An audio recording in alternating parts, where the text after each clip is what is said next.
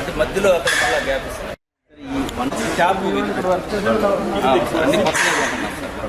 అందరికీ నమస్కారాలండి. మన అమరావతి పునర్నిర్మాణానికి గౌరవనీయ భారత ప్రధాని 2వ తేదీ ఈవినింగ్ 3:25 వస్తున్నారు. దానికి సంబంధించిన ఏర్పాట్లన్నీ అధికారులు చాలా చక్కగా మెజారిటీ ఈరోజుకి కంప్లీట్ చేశారు. బహుశా ఈరోజు ఈవినింగ్ అయితే ఆల్మోస్ట్ 99% అయిపోతాయి. 99% ఈరోజు ఈవినింగ్కి కంప్లీట్ చేస్తారు. నిన్నటికి వాళ్ళైతే చాలా చేశారు. అన్నిటికంటే ముఖ్యంగా ట్రాన్స్పోర్ట్ ఒకటి, పార్కింగ్, ఈ 2 విషయాలనే ప్రతిరోజు 2 పూట్ల అటు పోలీస్ అధికారులు, ట్రాన్స్పోర్ట్ అధికారులు, సిఆర్డీ అధికారులు, అటు కలెక్టర్లు అందరూ డిస్కస్ చేస్తున్నాం. అది కూడా ఒక కొలిక్కి వచ్చింది. ముఖ్యమంత్రి గారికి చాలా క్లియర్గా రెయిన్ వస్తే, వర్షం వస్తే పార్కింగ్కి ఎటువంటి ఇబ్బంది లేకుండా ఆల్టర్నేట్ చూడమన్నారు. దానికి యాక్చువల్గా పోలీస్ డిపార్ట్మెంట్ వాళ్ళకి యాక్చువల్గా ఇన్స్ట్రక్షన్ ఇచ్చాం.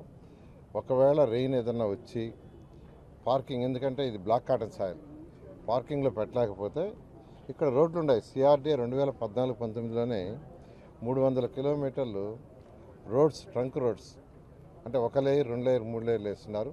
వాటన్నిటిని పర్సూ చేసుకోమన్నాం. వాటి మీద పెట్టుకునేటట్టుగా ఆల్టర్నేట్ ప్లాన్ బిని దాన్ని ఈరోజు యాక్చువల్గా డిస్కస్ చేస్తున్నారు. ఈరోజు మధ్యాహ్నం లోపల ఆల్రెడీ ఒక 3000 వెహికల్స్, 3000 బస్సులు, ఒక 1000 కార్లు పెట్టడానికి ఆల్రెడీ ప్లాన్ చేశారు. అలా కాదు 5 లక్షల పైగా ప్రజలు వచ్చేటప్పుడు వెహికల్స్ ఎక్కువ వచ్చే ఛాన్స్ ఉంది. అందువల్ల దానికి తగ్గట్టుగా యాక్చువల్గా చేయమన్నాను. వారి వాళ్ళ ఈవినింగ్ కల్లా సుమారు 6500 నుంచి 7000 బస్సులు వస్తాయని ఎక్స్పెక్ట్ చేస్తున్నాం.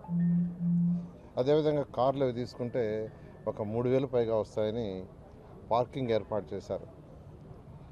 అయితే రెయిన్ ఏదైనా వచ్చి ఇబ్బంది లేకుండా ఆల్టర్నేట్ ప్లాన్ బి దాన్ని యాక్చువల్గా వర్కౌట్ చేస్తున్నారు. ఇప్పుడు 50% వర్కౌట్ చేశారు.